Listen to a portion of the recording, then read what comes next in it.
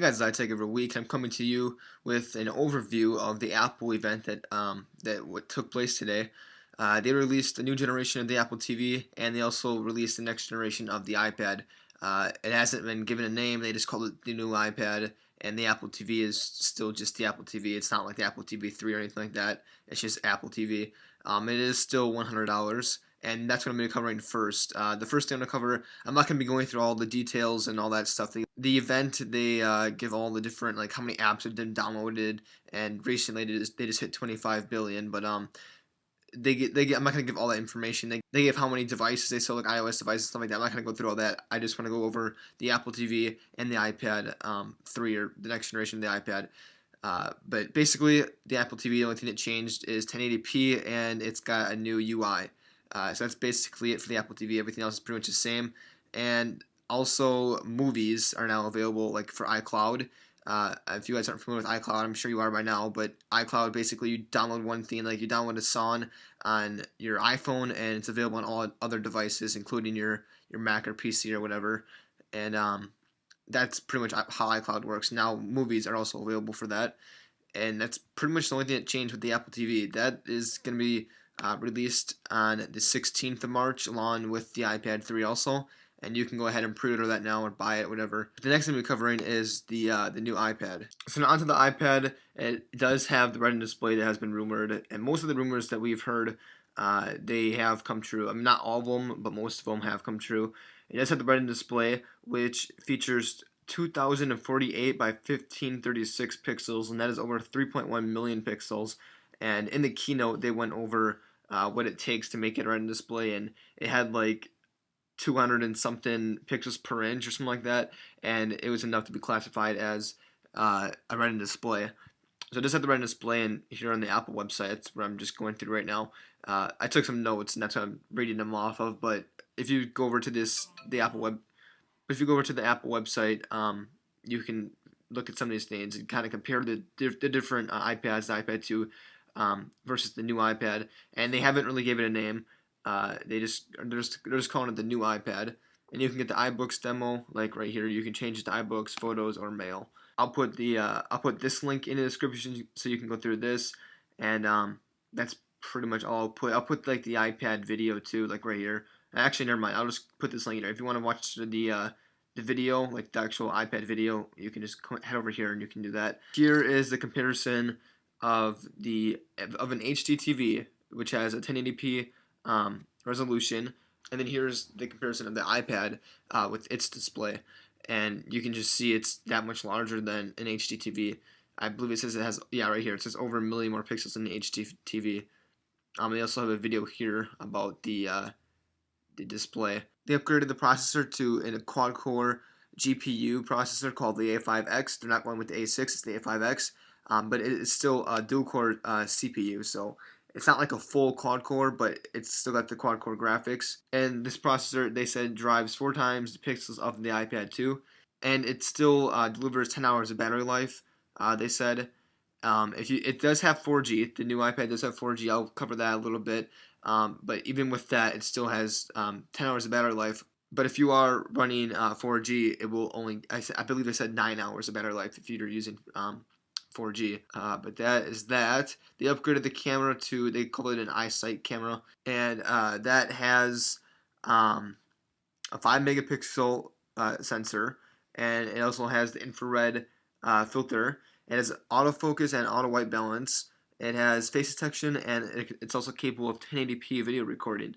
I'm not sure about the front-facing camera. I believe it's still the VGA camera. I'm not positive on that. But the back camera is a 5 megapixel sensor with all of the other features that I just mentioned. And if we keep scrolling down, you'll see some different animations here they got of the camera features. And here's 4G LTE. So they do have 4G LTE available on this iPad now. And one thing I do want to cover really quickly here, they talked about, like, when they sent out the invitation for this event, some people had rumored that they wouldn't have a home button. And I just want to cover that rumor really quickly and say that it's not true. Obviously, you can see the home button right there. I just want to say that rumor was incorrect. But 4G LTE, how this is going to work is you select either Verizon or at&t, and you're locked into that carrier. So if you choose at&t, you have an at&t iPad. That hasn't changed. It's just like the iPad too. So you're locked in to whatever carrier you choose. You can't switch from AT&T and go to Verizon. Whatever you are, wherever you are, you have to use AT&T's 4G if you choose AT&T, or you have to use Verizon's 4G if you choose Verizon iPad. So that's how that works. But they also said it's world ready, which they said it's 3G world ready. So no matter where you are, as long as there's 3G coverage, you'll be able to have your data connection. They have like HSPA plus, HSPA, 4G of course, and they have a whole bunch of different stuff. So they said it has like the most bands an iPad has ever had, or any device, I believe they said. Um, but basically that's how that'll work. So you're locked in your carrier, and that's it. And they also did release iOS 5.1 today, and I do want to say that you're going to want to save your SHSH blobs right away with Tiny Umbrella. Let's see here. I don't know. It might be too late already. It might be too late already, actually, to save your SHSH blobs. I'm not positive on this yet, but Tiny Umbrella right here. I guess I'll try to remember to put the link for that in the description also.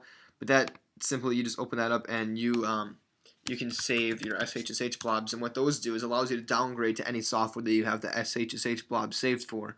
So if you save them for 5.0.1, which is the newest software that has a jailbreak out, then you can always downgrade to that and be able to jailbreak your device. If you upgrade to 5.1, which they just released, it'll lose your jailbreak, and you won't be able to jailbreak if you don't have your SHSH blobs once they stop signing for that firmware.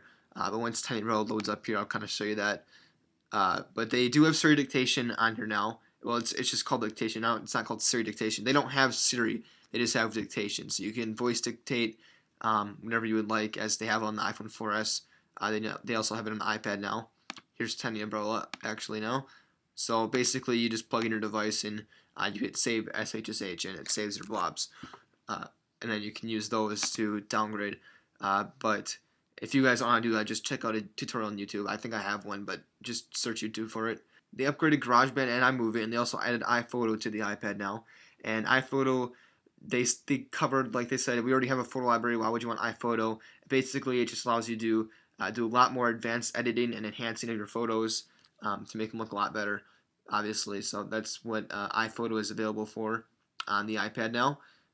It is 9.4 millimeters thin and 1.4 pounds, and that is just slightly heavier and just slightly thicker than the iPad 2. And that, of course, having the Retina display, that of course it's gonna make it heavier, but it's not much heavier. They still have the iPad Smart Cover for the iPad, and they got AirPlay covered here, and that's pretty much it. Now for the prices, let's go ahead and head over here to pre-order. You can pre-order it now. It will ship on the 16th, or actually, I think you'll receive it on the 16th if you get a pre-order in. Let's see here. Oh, I want to say, while this loads up, it's been kind of slow, probably because a lot of people are using it, but iWork has also been updated for the iPad. I just want to say that really quickly. But here are the prices. The iPad 2 is dropped down to $400, and the new iPad now starts at $500, just like the old iPad 2. It's the same prices as the iPad 2. It starts at $500 for the Wi-Fi only model, and then that's the 16 gigabyte, and then the 32 gigabyte is $600, and then the 64 gigabyte is $700, like it's always been with the iPad. And then to have 4G LTE plus the Wi-Fi, it starts at $629 for the 16 gigabyte and $729 for the 32 gigabyte, and for the 64 gigabyte it's $829. So those are the prices for the iPad, the new iPad. They didn't give it a name, but those are the prices. So you can order it now for delivery on March 16th, and you can go ahead and select it, and you can select white or black or whatever, and you just go through this order. And I don't know, you might not be able to even get it through because there's been so many people. I'm actually kind of curious. I'll do a demo here and see if we can get it. So let's go with the white Wi-Fi plus 4G, 32 gigabyte, and let's go with I don't know, whatever, Verizon. Looks like that is it. It gives you plans and all that junk. But let's go ahead and continue over here. I'm just curious to see if this goes through or not, to kind of give you guys an idea. Obviously, free shipping you get, but let's see if this goes through or not. I don't know, it's taking a little bit. Alright, I just reloaded the page again, and it looks like it's doing something now. You can choose all your accessories and everything, of course. Let's go ahead and keep on continuing. And I got an error. So it looks like there's probably so many people on the site and all that. It's probably not going to go through right now. But you guys can go ahead and keep on trying to get your order through to pre-order it. Um, that's the best. Advice I can give you to go ahead and pick up the next iPad. But that's basically it for this video. I just want to go ahead and give you an overview here. It looks like this video is kind of long. It's probably end up being about 15 minutes unedited. But basically, that's it, guys. I just want to give you the overview. If you have any questions or anything you might have got confused throughout this video, go ahead and comment down below, and I'll try to help you out with that. Um, and that's pretty much it. That's it for this video. You can also go ahead and follow me on Twitter. My Twitter username is the same as my YouTube username. I tag every week. I give tech updates over there.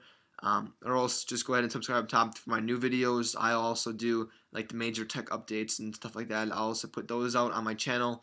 I'll have more tech videos coming, different Cydia tweak reviews and jailbreaking tutorials and all that stuff. So that's basically it, guys. I appreciate a thumbs up on the video. That helps me out if you enjoyed this video. And that's it. I hope you guys enjoyed the rest of your day. And I'll catch you in the next video. See you later.